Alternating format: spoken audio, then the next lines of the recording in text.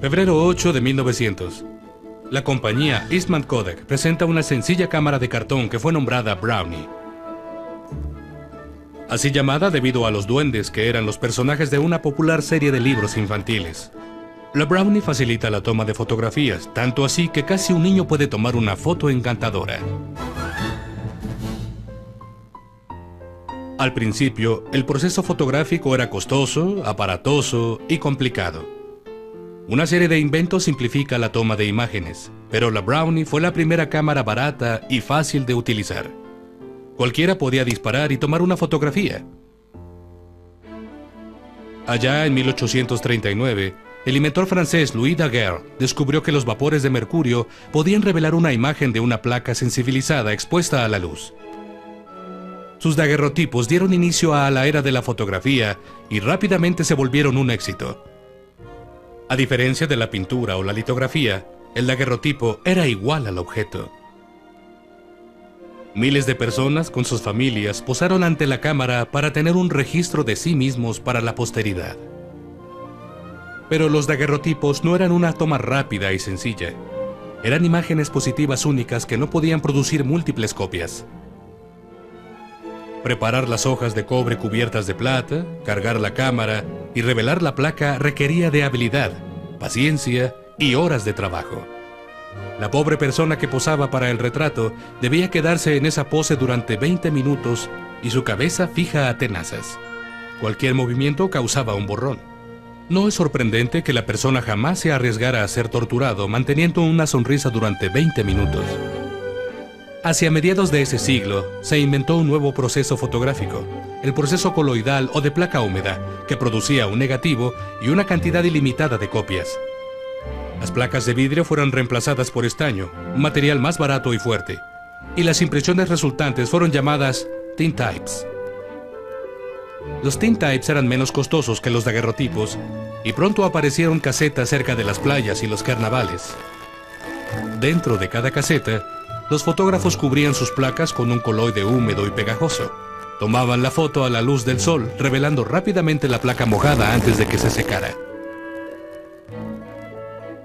En 1860, un fotógrafo de nombre Matthew Brady abrió una galería en la ciudad de Nueva York y empezó a hacer retratos de personajes conocidos como el candidato presidencial Abraham Lincoln. Brady vendió miles de copias de esta popular fotografía. Luego, cuando inició la Guerra Civil, Brady envió equipos de fotógrafos a los campos de batalla para ofrecer al público los documentos de las primeras escenas de guerra. Cerca del fuego de los cañones, en Bull Run, Antietam y Appomattox, Brady detuvo sus carros, los cuartos oscuros móviles en donde preparaba y revelaba sus placas húmedas. Sus tiempos de exposición eran cortos, solo fracciones de minuto, pero aún eran largos para capturar la acción de forma que elegía escenas y personas que pudieran mantener una pose normalmente antes o después de la batalla. Al final de la guerra, hombres como el asistente de Matthew Brady, llamado Timothy O'Sullivan, marcharon hacia el oeste y empezaron a tomar exquisitas fotografías del paisaje. En 1871, con el descubrimiento de la gelatina y el proceso de placas secas, los fotógrafos no tuvieron que seguir viajando con los cuartos oscuros, sino que revelaban sus placas horas e incluso días después de haber tomado la fotografía. La placa seca era tan sensible a la luz que requería solo una exposición de una fracción de segundo y podía capturar la acción. George Eastman era un empleado bancario y un fotógrafo amateur en Rochester, Nueva York, en 1880, cuando empezó a fabricar y vender placas secas. Pero fue retrasado debido a las grandes cámaras y el tedioso proceso de revelado. Con miras a abarcar a los no profesionales, Eastman se puso como misión la construcción de una cámara simple y accesible. Su primera innovación fue una película negativa de papel enrollado. Luego, en 1888, desarrolló una cámara de caja, la Kodak, que es el nombre que eligió porque era corto e imposible de pronunciar con errores. La Kodak, que era transportable y más fácil de usar que ninguna previa, tomaba lo que Eastman denominó disparos. Sus clientes mandaban las cámaras a la fábrica Eastman, en donde se descargaba, revelaba e imprimía la película. Luego se volvía a cargar la cámara y se regresaba a su dueño lista para utilizarse. Pero la Kodak fue solo el inicio.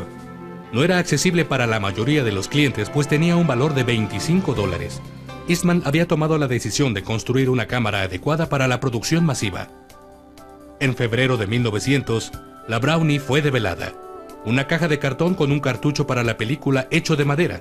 A precio de solo $1, la Brownie fue promocionada para atraer niños, pues Eastman maliciosamente sabía que pronto crecerían y comprarían cámaras y desde luego película.